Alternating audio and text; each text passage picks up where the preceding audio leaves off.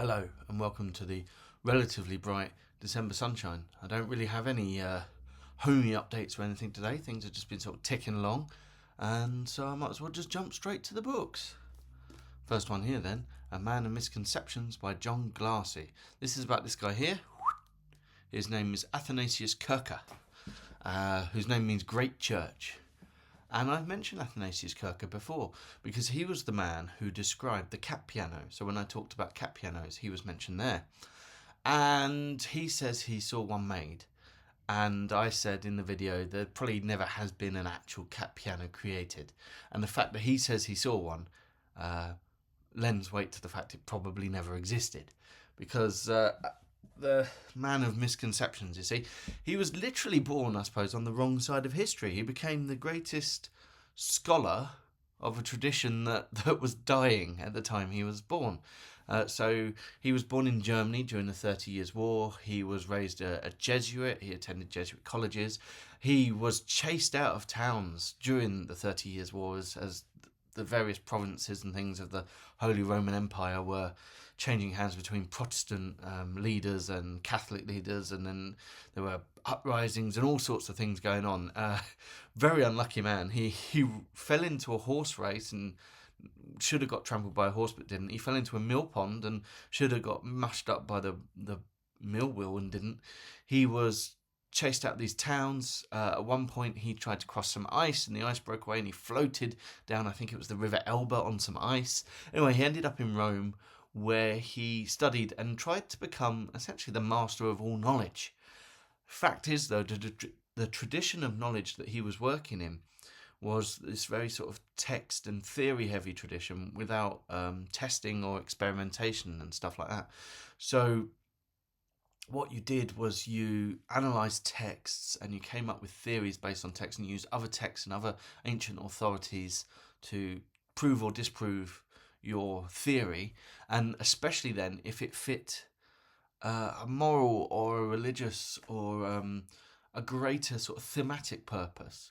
Knowledge isn't just knowledge because it's true, it's knowledge because it helps us understand God, or helps us understand sort of the deep underworkings of the world rather than the visual, the secularum. And so he's working in this tradition at the exact same time that, especially in Protestant countries, though in Catholic countries too, the empiricism and the testing and the retesting is beginning to come about. And so he manages to be wrong about almost everything.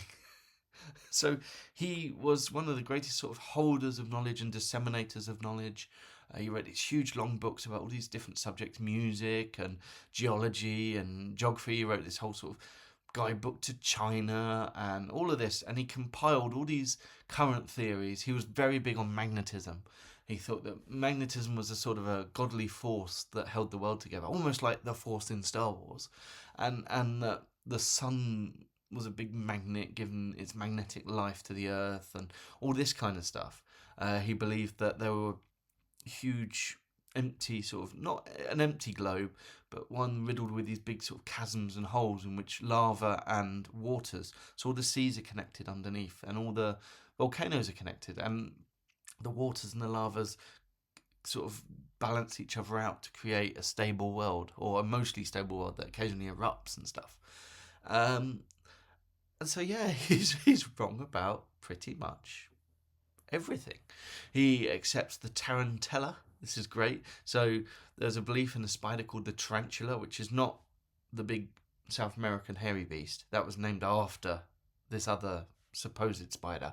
And the idea was the spider bit you, and the symptoms you got were things like needing to move about, or unhappiness. It was almost psychological symptoms. The symptoms of the tarantella are very much like these sort of mass psychoses, and it was believed to dance a vigorous dance, namely the tarantella, would heal you of that, because it would move your humours and stuff. And he was all for this, but he wasn't for everything. He didn't swallow everything. He didn't believe in the philosopher's stone, and as such he got in trouble, or a lot of backlash from an awful lot of alchemists. And he says he tried to experiment and things, and for example this snake meat, this sort of medicine from snake meat that he said he tested out on dead dogs that brought them back to life and stuff like this. But he probably didn't. And when actual experiment, early, they weren't scientists yet, they were natural philosophers. When they actually experimented, they couldn't reproduce his results. And so here he is. He's in this very strange position now of being a representative of everything sort of wrong with the pre-scientific mode of knowledge. Despite the fact that a move to pure empiricism has lost some of the urgency and the moral force of older forms, though it's more practical. We split things up. The moral now lives more in one corner and the scientific in another. And I'm sure there are moral scientists and stuff, but it's a different world now. And he, in these sort of continents drifting apart, he was on the left behind one. And is he a charlatan as well as someone who's just using this outdated model of knowledge? Sometimes he seems to be a charlatan. Sometimes he seems to use magnets to trick people that say sunflower seeds are following the sun and stuff. He claimed he could translate hieroglyphics, and he sees the hieroglyphs as a symbolic language, so he uses symbols from across the world to try and translate them, and they always seem to suggest worldviews that he holds. He doesn't think of them. He doesn't see how the hieroglyphs could be phonetic, for example, and hold phonetic data as well as symbolic data. So, yeah, he created all these fake translations of hieroglyphs. A very interesting man. He gets a little lost in the book because he uses a lot of his autobiography, but he doesn't. The author doesn't quite, I don't think, quite extrapolate the character. It seems that he wanted to know everything about everything, which is kind of impossible, but a noble motive. But he also wanted everyone to know he knew everything about everything, and that's how he becomes this symbol of ignorance, essentially. So yeah, very interesting book. The next book I read, big long one, Alexandre Dumas, Count of Monte Cristo. It's another one that's slightly more than 1,000 pages. But much quicker and easier to read than The Tale of Genji. So Tale of Genji took me almost 3 months. That took me almost 3 weeks. Because it's a quicker read, basically. It's fast-paced, it's easy. It's not, for all its sort of heft, it's not difficult. It's just easy and fun. The story's pretty well known, isn't it? Edmond Dantes, he is tricked and betrayed into 15 years of horrible imprisonment. He loses his fiancée, he loses his job, he loses his everything. He loses identity, his dad, all because of the petty jealousy of a couple of people and one man sort of fearing for his career, essentially. But he manages to get out, get a massive treasure, and comes back as the Count of Monte Cristo, in which he enacts his revenge. And so the first chunk was really quite gripping as this story of this man who's just done over. And then there's this gap, and then we introduced this character called Franz Deppenay, who you always get the feeling he was going to be a protagonist or at least a viewpoint character, and then he's kind of dropped. But he's in Rome, and then he meets this mysterious Count of Monte Cristo, and we never then quite go into Count of Monte Cristo.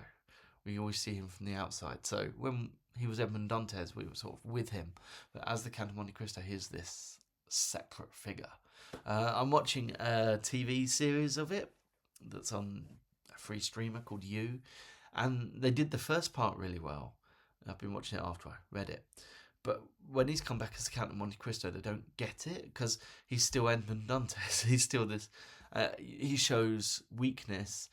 You see a lot of behind the scenes. The whole point of this is he just appears, the Count of Monte Cristo, 10 years later, and he's had this life, and he has all this mythos around him, and he has this, not just crazy wealth, but he has this treasure cave on Monte Cristo. He's in with all the bandits in Rome. He seems to know everything about everything and be one step ahead of everything. It's this imperturbable sort of almost superheroic quality. He's sort of more than human, and he's also less than human because he doesn't connect with anyone. And this TV series, like, he's far too close with his servant, for example. Whereas Benedetto, the servant in the book, serves this unknowable master that doesn't make sense, but seemingly working towards something. And as the book goes on, this unravels this plan, and it's delicious and ridiculous. So he takes down the people in the way that they took him down. So the man who took him down for love loses all those he loves. The man who took him down for money loses all his money. And the man who took him down for reputation loses his reputation. And there's like plots of poisoning, but it's not the Count of Monte Cristo poisoning. He insinuates with other people to get them to want to poison others, and so he can then come, look, there's all this poisoning in this family.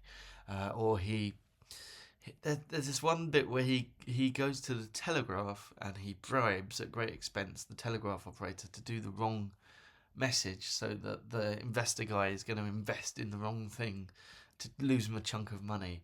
He sets up this whole elaborate plot where the abandoned son of one of the characters, he brings him into Paris as a rich Italian nobleman to get one of the others to pledge his daughter to him, so that he can then expose him, which exposes the guy who's tried to get rid of this unwanted son, and also the man who's now tried to marry his daughter to a robber and a thief and a murderer. It's really satisfying and fun and strange. And yes, it is a potboiler. It's not a deep novel at all, really. It does deal with redemption and all this sort of thing, but it mainly does it for the drama. It's all about the drama, and the figure of Monte Cristo as this unknowable, immensely knowledgeable, untouchable figure is wonderful, and that's what this TV series I'm watching doesn't quite get, really. That Monte Cristo, the character, is not Edmond Dantes. He's this thing, and this very fun, interesting thing. So yeah, good book, enjoyable. The next thing I read was Moll by Siân Rees, The Life and Times of Moll Flanders.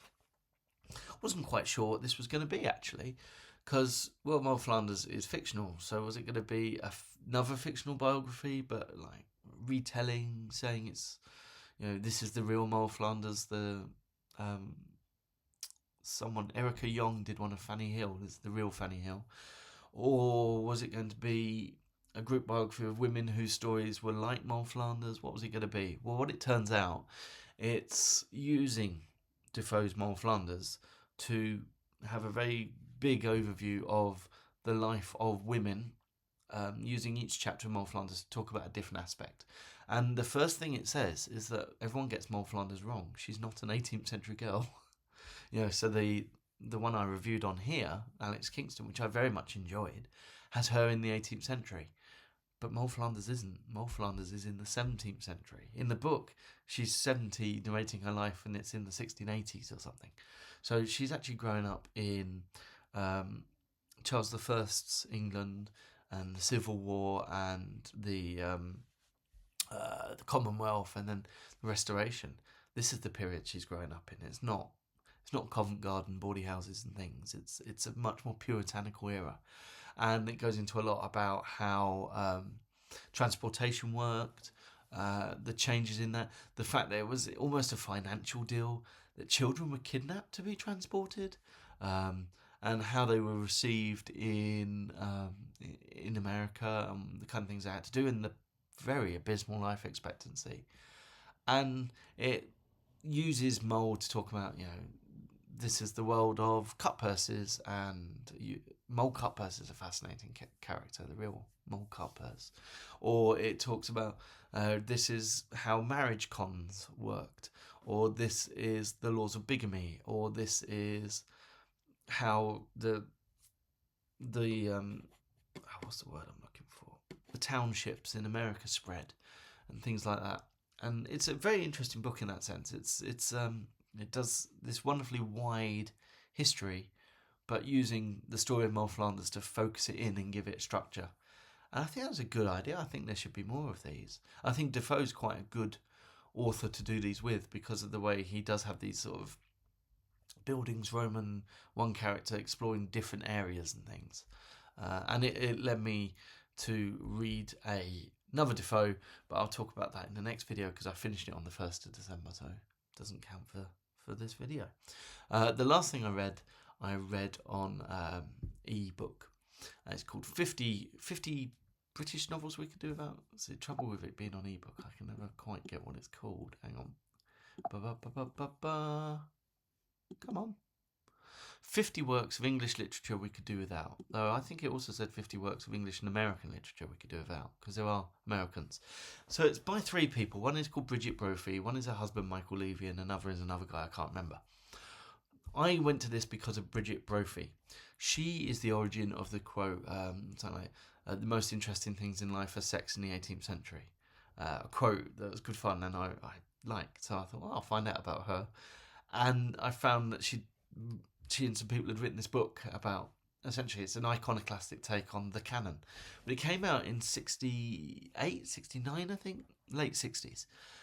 And half the stuff that's in the canon that they're saying we can do without, we have actually done without. There were some books that I've never heard of, or books that I have heard of, but I haven't approached.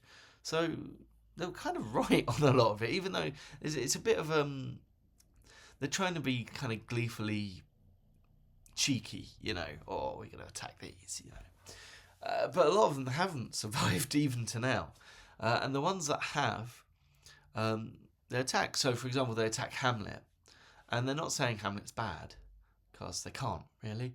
They're just saying Hamlet has overshadowed other Shakespeare plays which we should read. That's fair enough. But then they go off some 18th century ones, and they're the ones I looked at more carefully. So they say we could do without The Vicar of Wakefield by Oliver Goldsmith, personal favourite of mine. And they're saying it's because Oliver Goldsmith... No, they don't say Vicar of Wakefield. I'm a liar. They say She Stoops to Conquer, which actually I don't like. I don't like his plays as much as his prose. But they're saying we could do without it because Goldsmith never knows what he wants to do. He doesn't know whether he wants to use it. It said a powder puff or a scalpel. And I don't think it's that Oliver Goldsmith doesn't know which to use. I think it's that Oliver Goldsmith likes switching. He likes weaving his way through. He likes being soft, soft, soft, hard. This is his style. And though She Stoops to Conquer, it has dated. It's not the best. If you put it on now, it could do all right. It does well for a 250-year-old, nearly 300-year-old comedy. Comedy ages poorly. Some comedy from 10 years ago has aged worse than She Stoops to Conquer. But yeah, it's not his best. But they're saying we should keep Goldsmith because he's interesting, but get rid of his writing. But I think that just means that they haven't read enough of his writing because there's some good stuff there. And they also say we should get rid of Moll Flanders because it's so flatly written. And that's true. Defoe is a very flat writer. He was a journalist who came to writing long fiction in his 60s. And he does it as a journalist. And yes, even in my review of Moll Flanders, the video and the book I did a while ago, I did talk about how Defoe can't convey emotion very well with his style, and that's one of the reasons why the TV series was good, because it could convey the emotion he wasn't very good at conveying. And so I think they're right in that, but I still don't think it means we could do without it, because a good reader can put that emotion back in, apart from anything else. What else were they saying we could do with that? Tom Jones, my favourite novel. They're saying it's all bluff. The characters aren't very good. The story's not very good. The narrator's what carries it, and the narrator's annoying, and he's always patting you on the back. Well, I love the narrator. I like half the characters, and the plot's perfectly fine. So I'm not really with him on that one. But it's not a book to take seriously. I saw some sort of clapbacks at it. Like, oh, how dare they? No, it's a cheeky. Oh, we could do about that. It's not a serious thing. And yeah, there are books we could do without, and books we should put in their place maybe, or just read more and read them both. Who knows? So yeah, that's what I read in December. As I say, I've already finished one in what I read in November. I've already finished one in December. I'm a chunk through another. I think December's going to be very 18th century heavy month, and it's all going to be 18th century this month. And I'll see you the other side of Christmas. So have a lovely Christmas. Goodbye.